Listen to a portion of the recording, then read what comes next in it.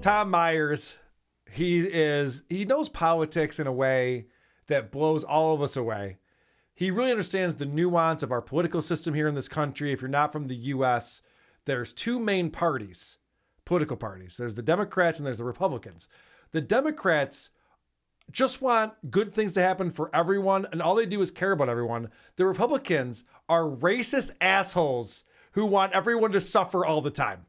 And if Tom heard me say that, he'd be nodding his head. Yeah. Yep, this guy gets it. So, and based on that premise, away we go, Tom. Hello, and welcome to Tom Myers versus the rest of the world.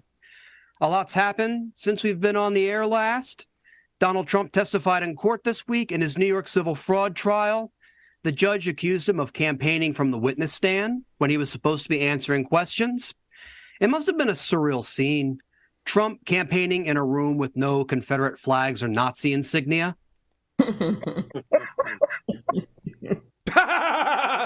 the Trump supporters are all racist, guys. Get it? And Nazis? Yeah, pretty good stuff. It was great. Pretty good. All right. You didn't seem to enjoy that one, Lucy. Maybe you'll like this one. Because going after Trump supporters, that's low-hanging fruit. But who else can we go after? There were still signs of racism and white supremacy in the courtroom, as the justice system still requires that police officers be stationed there. Oh. Pretty good, right? Yeah, because great. police officers are all racist. I got it. I got it. Unbelievable. What a fucking moron. It's unbelievable. And the fact that these chuckle fucks in the background to be like, oh, yeah, all right, Tom. They're treating him like a retarded child. Like, yeah, let's put that right up on the fridge. That's a joke. Very good. Stop laughing. Now, people probably don't know this, but there's a guy named Mike Johnson. He is the Speaker of the House. And watch out, Mike Johnson, because there's a bullseye on your back, and Tom Myers is holding onto a bow and arrow. Mike Johnson is the new Speaker of the House.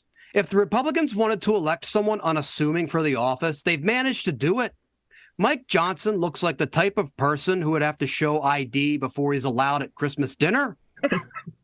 What? Dinner? Before he's allowed at Christmas dinner? What the fuck does that mean? Okay, well, let's keep going. Mike Johnson is the type of person who, if you took a photo with him, then when you look at the photo, it would be difficult to tell whether it's really Mike Johnson or a cardboard cutout. What the fuck? Oh, my God. There's a lot of extra words there. And I just don't get it.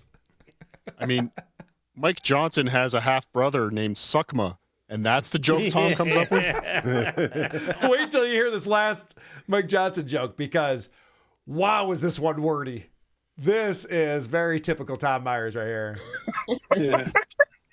Now that he's Speaker, he's going to have to negotiate things with the White House and with the Senate. He's going to have to negotiate aid for Ukraine and Israel and keep the government from shutting down. He's so conservative. He'll be there with Biden, Schumer, Hakeem Jeffries, even Mitch McConnell. They'll be trying to find solutions to these problems. And Mike Johnson will be going, now, before we agree to any terms, let's solve this pressing issue of playing video games on the Lord's Day. What? It's almost like he's trying to prove how smart he is. He has to throw out so many different names and, issues like Israel and Ukraine and McConnell's there and Biden. Like, yes, what's the fucking punchline? Yeah. What's the joke, asshole? I fucking hate the political name dropping. So I stupid. don't know who these people are. Even if you did, I promise you, Even if you this is did. not well-written jokes. I know that. The punchline is terrible. But for that. it's just like listening to the Louis Anderson does a bit about his mom telling him about his neighbor's wife's kids, and it's just like, I don't know these people. So you're saying that this is like a Gary from San Diego voicemail? Yeah. Louis Anderson. Andy, the difference is that you should know who these people are if you're actually participating in society. Well, I know, like, some of them, I just don't want Biden? Who the fuck is that guy? I don't I'm want supposed to know. All right. The other thing that Tom Myers does is he tells some jokes that are kind of highbrow. And so you have to be a mature adult to understand the joke. The Republicans elected a speaker who is so religious that he can't even say he has a mandate because if one House Republican utters the word mandate, they'll be sent to Jesus camp. That's my favorite laugh of all the responses. Let me play that again. We should put that on the board. Because mandate would be like gay guys going out together. Get it, Cardiff? Yes, yes. Pretty good stuff. Just like when guys have sex, it's called gay sex, not just sex. Yeah. Right. This guy gets it. Yep. All right. This next joke is so long, and you see where it's coming from 7 football fields away. You can see where he's going. He just will not fucking get there. He just refuses to get there. In football terms, he's running east and west when he just needs to run north and south and figure it out. Elections took place this week in Virginia, Kentucky, Ohio, and various municipalities across the country. Now, I should say we're recording this episode on Tuesday night before the polls close in most of these places. And the measures range from governor's races to abortion measures and legalization of marijuana. Basically, while everyone else is setting their clocks back 1 hour, some voters are celebrating the end of daylight savings time by setting their clocks back to The Handmaid's Tale. Haha. Did anyone not know where he was going with that? So many words. I know, but he always zigs when you think he's going to zig. It's so fucking frustrating. All right, let's get off of politics, Andy. I know what you love, baseball. And you know that Tommy loves baseball. Tom's a big baseball fan. He's like an announcer at some like little kid baseball field or something somewhere. So he's going to be on top of this with some really good baseball jokes. The Texas Rangers beat the Arizona Diamondbacks 4-1 to win this year's World Series. It was an historic World Series as when the matchup was set, millions of sports fans Googled, who are the Texas Rangers and the Arizona Diamondbacks? Absolutely. Imagine being a team from Texas. You win the championship, and you're still so unknown that the Dallas Cowboys are more popular. Mm. What? That was not even a joke. No. It's like just literally the truth. People in Dallas care more about the Cowboys than they do the baseball team. Yeah. It's just how it works there. In most The only places. thing I care less about than politics is Baseball. Texas baseball. That was the joke. Yeah. People had to Google, what are the Texas Rangers? A team that's been around since the fucking 60s. My entire life. Fucking idiot. What's this Texas Rangers you talk about? No, we're aware. We're pretty fucking familiar, idiot. All right. Owned by the President of the United States for a while, too. Yeah, I know. Yeah, George W. Bush is throwing out the first pitch. All right, whatever. So, getting back to politics. No. Yes. But the fun kind, Andy, we got to talk about Trump. We got to talk about Stormy Daniels. Because Again? it's very topical. back? Trump fucked Stormy Daniels in the 80s or something, and we're still talking about this. Stormy Daniels canceled a public appearance with zero notice. Coincidentally, Zero Notice was her nickname for Trump's dick. Oh, gosh.